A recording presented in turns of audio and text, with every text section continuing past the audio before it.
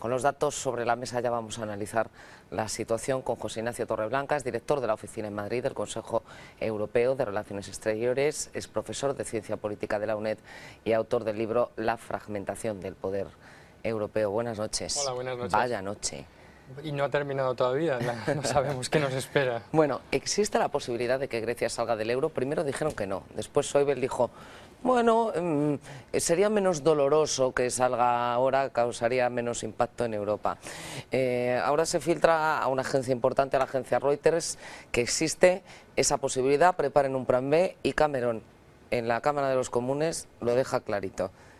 ¿Se está abriendo la puerta de salida a Grecia? Hay una negociación peligrosa, que es una partida de póker entre Alemania y Grecia, y entre los que quieren asegurarse de que Grecia cumpla las condiciones, y estamos en un momento muy peligroso porque todas estas amenazas cruzadas son efectivamente las que están desestabilizando los mercados y la opinión que se tiene sobre que esto pueda ocurrir. Me ha llamado mucho la atención que un gran banco de inversiones, después de un análisis muy profundo, dijera que había un 50% de posibilidades de que saliera Grecia, lo cual quiere decir que no tenía ni idea, es decir, que es la misma posibilidad que si tiras una moneda al aire para decidir, ¿no? Esto supone que es muy grave que estemos en una circunstancia en la cual no sepamos ni podamos controlar lo que va a pasar a continuación, y de ahí que tengas que empezar a pensar racionalmente en un plan B. Es decir, que lo más grave en este momento es la incertidumbre.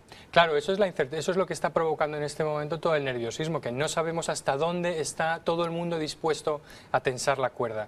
Y todo el mundo sabe que esa cuerda es débil y se puede romper porque no hay instituciones de respaldo desde el propio Banco Central Europeo, pero tampoco hay una actitud política decidida que acompañe a esos instrumentos para decir, me da igual lo que digan los griegos, me da igual lo que digan estos o los otros, pero esto va a seguir de esta manera, y eso no es creíble en este momento. Y es esa incertidumbre mucho más que cualquier otra cosa la que nos está ahora mismo amenazando a todos. Porque en clave, sobre todo española, pero también europea, ¿cuáles son los pros y los contras de esa eventual salida del euro? Bueno, es evidente que todo lo que sea confirmar algo que los mercados sospechan desde hace mucho tiempo, y es que la unión monetaria no tiene la solidez suficiente para aguantar una salida o un problema en uno de sus miembros más débiles, efectivamente eso es una confirmación de algo que se sospeche. Por lo tanto, es muy difícil pensar que eso no va a tener un efecto contagio. Cuando abres la posibilidad, hemos dicho hasta ahora que aquí no había salidas, que esto era irreversible, que era unión política. Bueno, estábamos diciendo que Grecia era Alabama, ¿no? Que no va a salir nunca de los Estados Unidos por muy mal que le vaya económicamente. Cuando empezamos a lanzar el mensaje de que puedes quitar determinadas partes en función de las circunstancias, pues lógicamente se preguntarán ¿y por qué esta sí o por qué esta no? Para nosotros desde España, yo creo que, pero no solo para nosotros, desde toda Europa, debemos pensar si Grecia es, como se dice, el canario en la mina. Es quien nos está avisando no de que tiene un problema excepcional que podemos cortar y sajar y quitárnoslo de en medio, sino que los problemas que está teniendo Grecia son problemas que podemos tener los demás. Que 2 años o 3 de austeridad sin límite y sin compensaciones no lleven a ningún lado porque generen un caos político, porque no generen crecimiento. Y yo creo que eso es lo importante también en este debate sobre crecimiento que estamos teniendo y austeridad, que pensemos si Grecia es la excepción o la norma, ¿no? O el futuro de lo que nos puede ocurrir a los demás. Es que en Grecia hemos visto años atrás lo que ahora estamos viendo, no solo en España, en Italia o en Irlanda, es que se empiezan a advertir signos en Holanda, por ejemplo, o en Francia. Claro.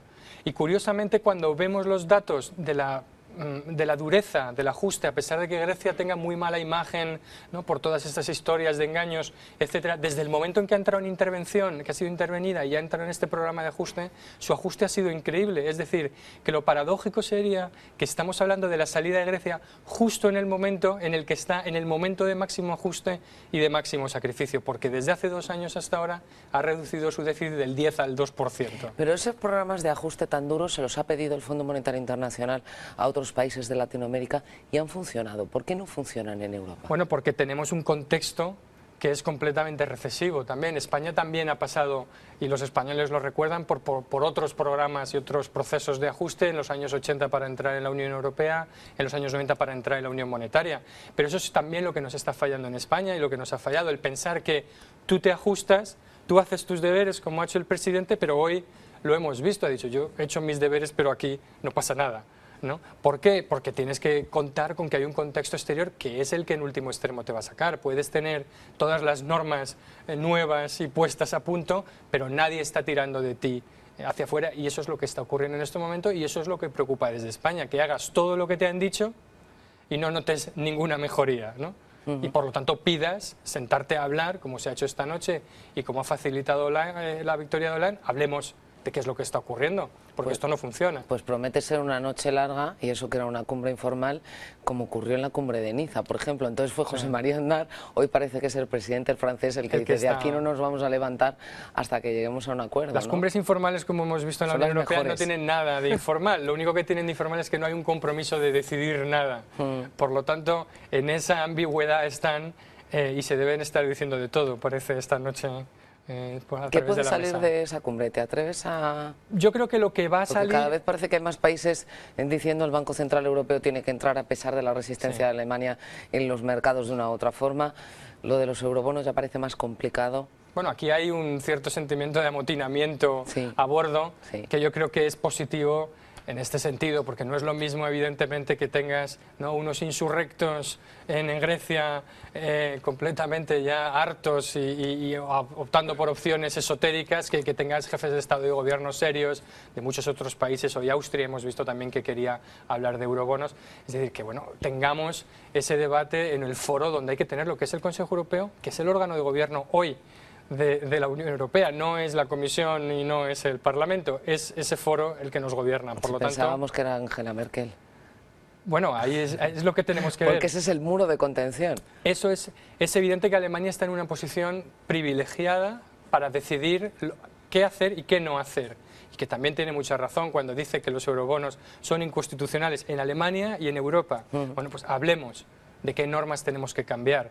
En el ámbito europeo, nosotros también hemos cambiado nuestra Constitución, pues a lo mejor ellos también tienen que cambiar la suya, ¿no? ¿Qué decisiones europeas necesita España? Porque el presidente ya ha apelado en 2 ocasiones abierta y públicamente a Europa. Eso quiere decir que en privado lo ha hecho alguna vez más.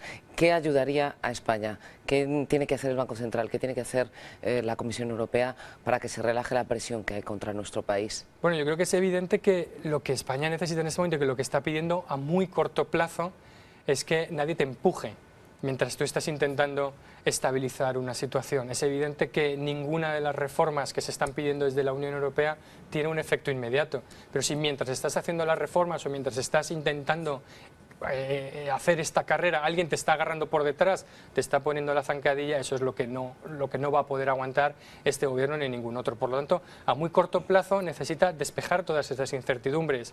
Las intervenciones del Banco Central no son...